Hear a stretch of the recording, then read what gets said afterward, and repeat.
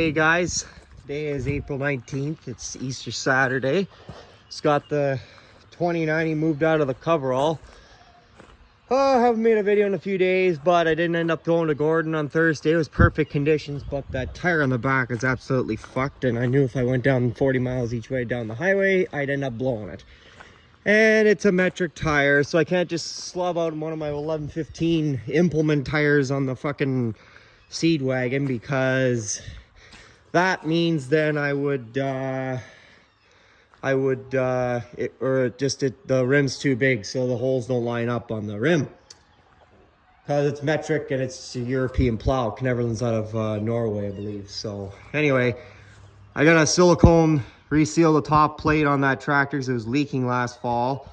But I can't do it today until the fucking sun decides to show its face through the clouds. So yesterday we didn't do too much. It was Good Friday, so we were at church there till early afternoon, had a lunch there, and then we took down Christmas decorations and did a couple equipment things, but that's about it. And then today we're gonna try and pull the stuff out.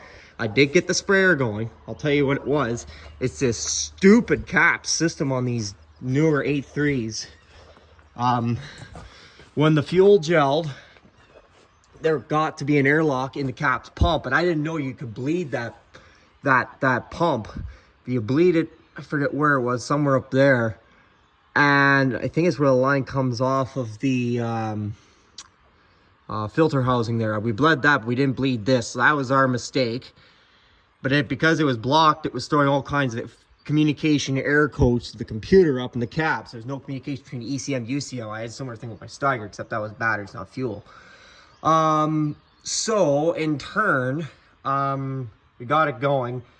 But if that caps thing decides to flock off on us sometime, I think there's a conversion kit to the old Bosch P pumps, like what's on your 71, 7200 Magnum series Magnums, the 1600 series, so 1688, 1680s. My 2188 has the same one, and the mechanical ones, and we can run a conversion on there, and then we just run it, instead of the throttle being electrical, it's cable. So, and I mean, I'd rather have it that way, because if something goes wrong, well, yeah, guess what, you just replace the cable, versus all this electrical bullshit. It's like chasing ghosts, as my grandfather would say.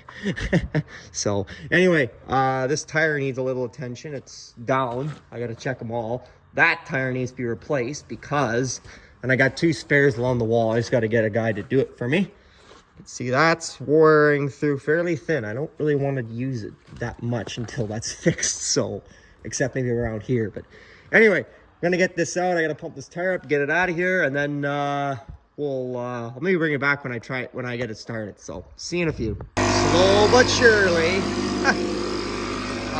It's not a very big air compressor, it's just my little portable one, but she's coming up. I've been pumping for about 4 or 5 minutes. It is getting there, but I want to get that bulge out of there before I try moving it. So, but whatever. It's nice having these little ones you can just carry around with you, that's for sure. So the big one in the shop is 30 gallons or something. It's a bigger one, but can't move it around very well. So.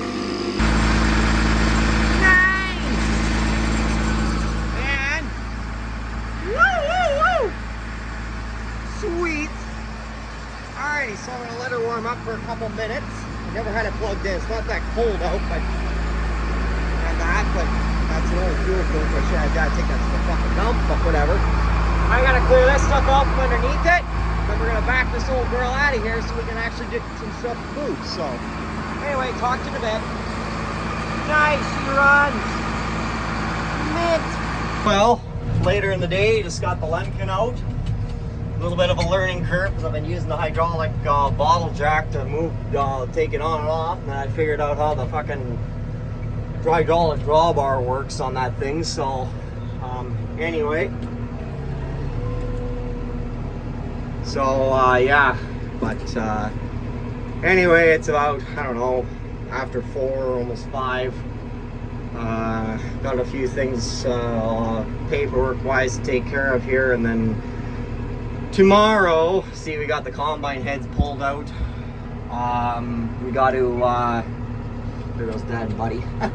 I gotta pull that blade out of there, that big dangleman for the Steiger. Gonna put that on the Steiger, and then gotta move the hay, put the blade back in, then back the heads back in, and then yeah, at least them and the sprayer, and then we're ready to go for when seed comes. So anyway, gonna park this. We'll talk to you probably tomorrow. It's the next day.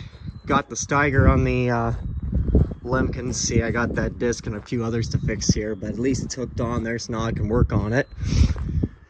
But yeah, got the cover all cleared out now. Now we're gonna get that hay moved around here. I'm just looking for I think there's a pair in here. Yeah, right there. Pair of the old channel locks. Gotta get a pair of channel locks for I'm trying to put this new hydraulic line on the cultivator here, and then that's done. Then I might put that new hydraulic. I got a couple new hydraulic lines to go on the drill, and then we're gonna start moving hay bales around. I gotta lock the cows out there in the pasture, so that's where they're supposed to be. But anyway, get these on here. I just gotta tighten down this bracket here, and we'll talk to you in a bit. Well, it's a little later in the day here, well, just before 3 o'clock here. Nice flag I just put up there the other day, actually. We're just moving hay. This is last 14 bales of old crop hay out of the barn here, and then we got about 30 some bales. I don't know if they're all gonna fit, but they gotta be moved from the coverall. They're in the coverall there, those big ones there. Slow down here, just going on the road. It's kind of a blind freaking corner. Anyway, we're going to move them over to the barn, as many as we can anyway, and then from there we will see in there. Then I can put the plows in there, and then put everything back in again. So that way, at least then it's out of there, there's room in there, and we can do whatever we want like that. So anyway, I gotta pay attention to what I'm doing here, so I don't get stuck or anything. We're just stacking them out here. These are old crop bales, so they'll get fed out as they can, and then yeah, we'll talk to you in a few. Step 1 of this process is complete. Step 2 is to move this smoke show here.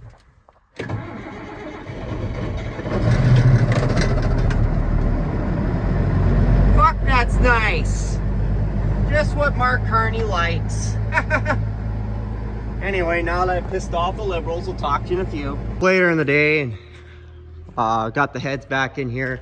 Never got the plows in here. That gap is just like 2 inches too narrow between the blade and the 8010 here. So I gotta move that hay back in front of there and let the cows back out after here. But kind of pissed me off, but what the hell do you do? Anyway, we'll get the plows in here after seeding, and when we can get everything, kind of have time to situate everything, because I just want to get it to where I could actually get some skids of seed in here. So, and we'll get a bunch more room after, once we start pulling the planters out and using them. So anyway, I'm gonna go move the McCormick, and then move the McCormick. I'm gonna put that big girl away, the sprayer, and then I'm gonna put the 2090 away, and the Magnum I'm gonna park in front of the fuel tank because she needs go-go juice. Because on Tuesday morning, I'm taking her to get her new back shoes done on her. Nice! So, anyway, it's gonna rain a freaking shit ton here tomorrow. So, anyway, I'm gonna move this tractor here, and we'll talk to you in a little bit. Get out of the corn!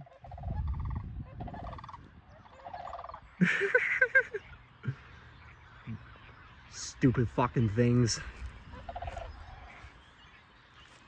Hey to be, bud. I'll go get those sons of bitches over there. Well, he sees them.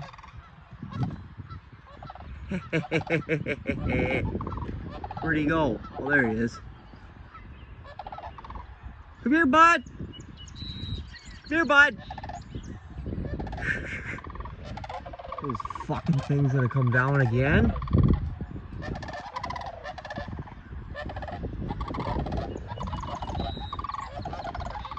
Boy, they got some fucking nerve. Ugly looking fucking things. Stupid birds. Oh yeah, they're still innocent. Yeah, then they take out my fucking corn crop. Fucking stupid bastards. Good boy, bud. Well, didn't get a chance to say in the last video because we were too busy yelling at the stupid birds, but had a bunch of junk in the yard here, just wood chips and that from where we were dumping firewood here in the winter time. We're just cleaning up the lawn here before things really get going. And of course, today, right when we're out doing stuff, it's gonna try and rain again. Just look at the rain gauge. How much have we got? Oh, 5/8, not as much as I thought. I guess it was just the wind blowing against the window that kind of made it seem like it was raining a lot. So anyway, I gotta go make a run to town here. It's Easter Monday, by the way, guys. Corn seeds still dry. That's nice. That's what this Trail FX tunnel cover will do. And yeah, I'll bring you guys back when we get back. Gotta fuel up the Magnum because tomorrow morning she's getting brand new shoes. New shoes. Talk to you. Tires are in there from when we went down south there in the last video there, and ready to go. And in the morning, this bad girl's gonna be getting new back shoes. And got our new battery cover on this tractor too, so it won't be any more dirt and shit get on there. So, but anyway, I'll bring you guys back in the morning when we're en route over to the tire shop. So, I've seen a few. What the heck? Well, it's next morning. It's 6:30 there about. I gotta have the tractor over to Shiging by 8. It's about an hour and a half drive with this thing over there. This thing doesn't go terribly fast, so. But anyway, yeah, didn't rain hardly anymore yesterday after I vidged there, but it's windy as fuck outside, and it's a cold wind too, so that's gonna be just fantastic for bagging corn later on here this morning. So anyway, I'm gonna put you down here just because I'm coming up to the secondary highway here, so I can pay attention to what I'm doing. I'll bring you guys back when we get a smooth stretch of road. See you in a few.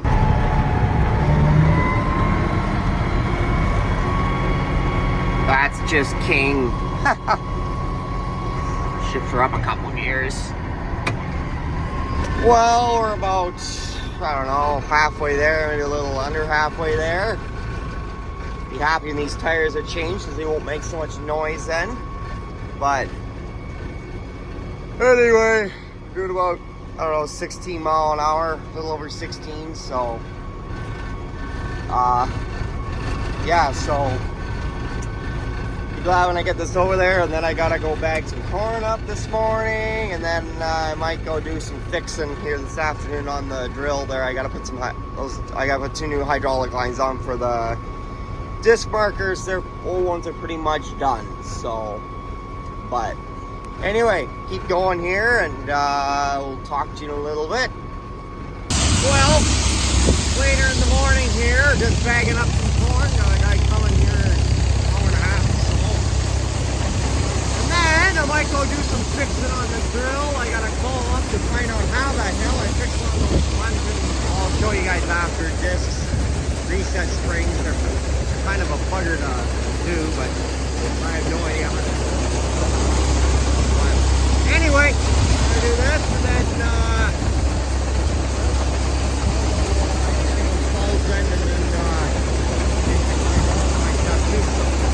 I gotta go pick up the Magnum because it'll be done. So anyway, I gotta go watch what I'm doing. Talk to you in a little bit. That's nice. Look at these new tires.